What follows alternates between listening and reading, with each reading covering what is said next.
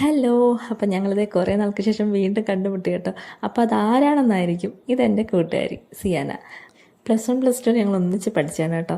അന്ന് തൊട്ട് തുടങ്ങിയ ഫ്രണ്ട്ഷിപ്പാണ്. ഇതുവരെ അതിനൊരു മാറ്റം വന്നിട്ടില്ല. അങ്ങനെ ഞങ്ങളിന്ന് ചുമ്മാ കൊട്ടിയും ലുലു മാളിലേക്കൊന്ന് പോയി. ഇത് അവളുടെ മോളാണ് ഇസക്കുട്ടി. അവർക്ക് രണ്ടുപേർക്കും നേരത്തെ അറിയാവുന്നതുകൊണ്ട് അവർ നല്ല കൂട്ടുകാരാണ് കേട്ടോ. റിച്ച് പിന്നെ വണ്ടിയുടെ സെക്ഷനാണ്. ഇവിടെ വണ്ടി കാണുന്നോ അങ്ങോട്ടേക്ക് ചാടിക്കോളും. അങ്ങനെ ഞാനൊരു ട്രോളി എടുത്ത് അതിനകത്ത് കയറ്റി. അതാകുമ്പോൾ കുറച്ച് നേരം അടങ്ങി ഇരുന്നുള്ളൂല്ലോ. രണ്ടുപേരെ അങ്ങനെ ട്രോളിയിൽ ഇരുത്തിയിട്ടുണ്ട്. അങ്ങനെ കുറച്ച് പട്ടിഷോയൊക്കെ കാണിച്ച് പതുക്കെ ഇങ്ങനെ നടന്നു വരുവാണേ. പിന്നെ ഞങ്ങൾ എത്തിപ്പെട്ടത് ബേക്കറി ഐറ്റംസിൻ്റെ മുമ്പിലാണ്. അവിടെ എത്തിയപ്പോൾ തന്നെ റിച്ചുവിൻ്റെ കണ്ണ് മൊത്തം ഡോണറ്റിലായിരുന്നു. പക്ഷെ കാണാനുള്ള ഭംഗി മാത്രമേ ഉള്ള കാര്യം അവന് നന്നായിട്ടറിയാം. അവസാനം അത് എൻ്റെ വായിലേക്ക് തന്നെ പോകില്ല ഭഗവാനെ എന്ന് പറഞ്ഞ് എനിക്കത് മേടിച്ച് കൊടുക്കേണ്ടി വന്നു. പിന്നെ ഞാൻ കുറച്ച് ഫ്രഞ്ച് ഫ്രൈസ് എടുത്തു. അതവന് ഭയങ്കര ഇഷ്ടമാണ്. സ്കൂളിൽ പോകുമ്പോൾ കൊടുത്തു വിടാമല്ലോ.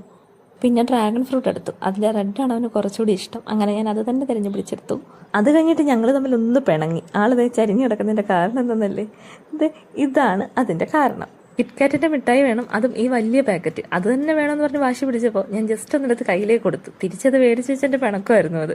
അവനത് തിരിച്ചു തരാൻ ഒട്ടും താല്പര്യമില്ലായിരുന്നെങ്കിലും ഞാൻ എങ്ങനെയെങ്കിലും അത് പിടിച്ച് വലിച്ച് മേടിച്ചു വെച്ചു. സിയാൻ അവനൊരു കിൻഡർ ജോയ് മേടിച്ചു കൊടുത്തു. പക്ഷെ മുഖത്തിന് അത്ര തെളിച്ചല്ല, കാരണം മനസ്സ് മൊത്തം കിറ്റ്കാറ്റ് കിടക്കുവാണല്ലോ. പിന്നെ ഞാനൊരു ക്യാൻഡി മേടിച്ചു കൊടുത്തിട്ടോ. കാണാൻ നല്ല ഭംഗിയുള്ളതുകൊണ്ട് അതുകൊണ്ട് അവൻ തൃപ്തിയായി. ചെറിയ 2 കേക്ക് മേടിച്ചായിരുന്നു. ബില്ലടിക്കാൻ നേരത്ത് അവന് തന്നെ അത് കൊടുക്കണമെന്ന് പറഞ്ഞ് അവിടെ ഒരു ബഹളമായിരുന്നു. ഇസുക്കുട്ടി റിച്ചൂട്ടനും കൂടി എന്തൊക്കെയോ പറയുന്നുണ്ട്. അവരുടെ ക്യാൻഡീസ് അവർ പരസ്പരം എക്സ്ചേഞ്ച് ചെയ്ത് കളിക്കുകയാണെന്ന് തോന്നുന്നു. അത് കഴിഞ്ഞ് അവർ രണ്ടുപേരും ഓരോ സ്റ്റെപ്പൊക്കെ വെച്ച് സിറ്റുവേഷൻ അങ്ങ് കളറാക്കി. പിന്നെ വണ്ടി കയറാനുള്ള ബഹളമായിരുന്നു കേട്ടോ അവിടെ. ഞാൻ കയറണ്ടെന്നൊക്കെ പറഞ്ഞെങ്കിലും അവൻ എന്നോട് പ്ലീസ് അമ്മേ ഒന്ന് കയറിക്കോട്ടെ എന്നൊക്കെ ചോദിക്കുവാണ്. അങ്ങനെ ഒരു രക്ഷയില്ലെന്ന് കണ്ടപ്പോൾ അവന്റെ മുമ്പിൽ മുട്ടുകുത്തേണ്ടി വന്നു കേട്ടോ. ഇപ്പൊ ആ മുഖത്തെ സന്തോഷം കണ്ടില്ലേ? 1000 വാട്ട്സ് ബൾബ് ഒന്നിച്ച് കത്തിയതുപോലെ. അങ്ങനെ അതിലൊരു 3-4 റൗണ്ടൊക്കെ ചുറ്റിക്കറങ്ങി. എന്നിട്ടും അങ്ങോട്ട് തൃപ്തിയായില്ല. പിന്നെ ഞാനത് നിറക്കാനുള്ള തന്ത്രപ്പാടായിരുന്നു. അവൾ അവനെ എങ്ങനെയെങ്കിലും വലിച്ച് പുറത്തിട്ടു.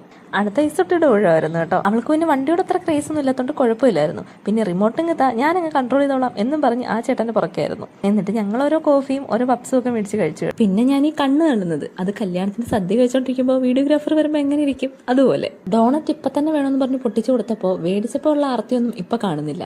ഇസ്മയാണെങ്കിൽ ആ കേക്ക് വെച്ച് വെറുതെ ഇങ്ങനെ ആക്ഷൻ കാണിച്ചുകൊണ്ടിരിക്കുക. അതും അവൾക്ക് അത്ര ഇഷ്ടപ്പെട്ടില്ല.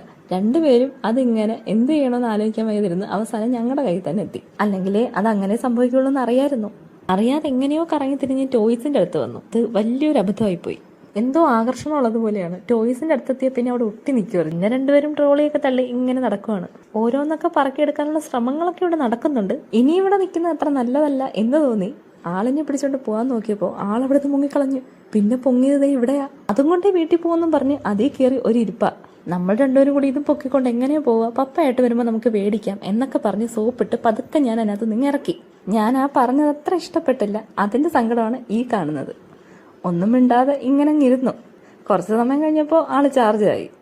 പിന്നീട് ഞങ്ങൾ മേടിച്ച സാധനങ്ങളെല്ലാം എടുത്തോണ്ട് ഇങ്ങനെ ഇറങ്ങി. എന്നിട്ട് ലിഫ്റ്റിലൊക്കെ കയറി കുറച്ച് ഫോട്ടോ ഒക്കെ എടുത്തു. പിന്നെ അവളെ വീട്ടിലേക്കും ഞാൻ എൻ്റെ വീട്ടിലേക്കും പോയി. അപ്പം അത്രേ ഉള്ളൂ. ടാറ്റാ.